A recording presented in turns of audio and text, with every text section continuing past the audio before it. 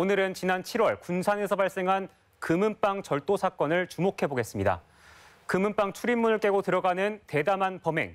당시 경찰은 단독 범행으로 단정했지만 저희는 제보 내용을 토대로 공범 가능성을 제기했는데요. 2달여가 지난 지금 사건은 조직적인 범행으로 결론나고 있습니다.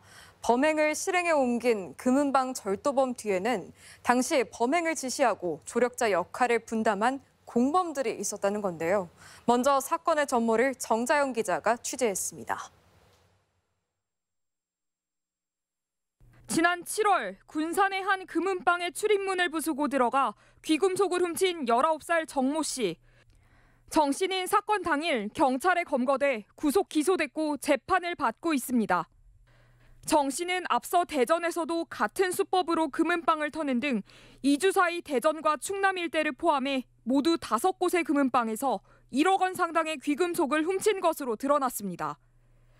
그런데 이 사건들 모두 정 씨의 단독 범행이 아니었습니다.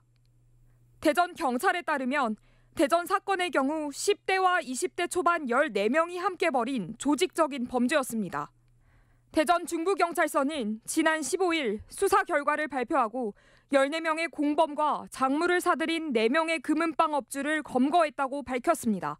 촉법인 줄 알고 했던 그 피의자 한 명이 촉법을 벗어났기 때문에 체포가 되면서 경찰에 따르면 이들은 군산에서 붙잡힌 정 씨 등 10대 가출 청소년 등 6명을 범행에 함께하자고 꼬드겨 금은방 절도를 지시했습니다. 소위 총책격인 3명은 직접 범행 현장에는 나타나지 않고 정 씨 등에게 범행을 지시한 것으로 경찰은 보고 있습니다. 절대 선배들의 이름은 말하지 말아라라고 하면서 범행에 이용할 오토바이, 범행에 이용할 가방 등까지 전부 준비를 해줬고 대전 경찰의 수사와 별도로 전북경찰은 붙잡힌 정 씨가 군산에서는 다른 3명과 공모해 유사한 수법으로 범행을 한 것으로 보고 있습니다. 렌터카를 빌려 정 씨의 이동을 도운 서모 씨를 지난 7월 검거한 경찰은 정 씨의 범행을 사주한 오모 씨가 작물을 받아 다른 지역 금은방을 통해 처분한 사실을 확인했습니다. 이들은 금은방을 턴 직후 도주를 쉽게 하기 위해 렌터카를 이용해 도주를 돕는 역할과 훔친 귀금속을 처분하는 역할을 나눴습니다.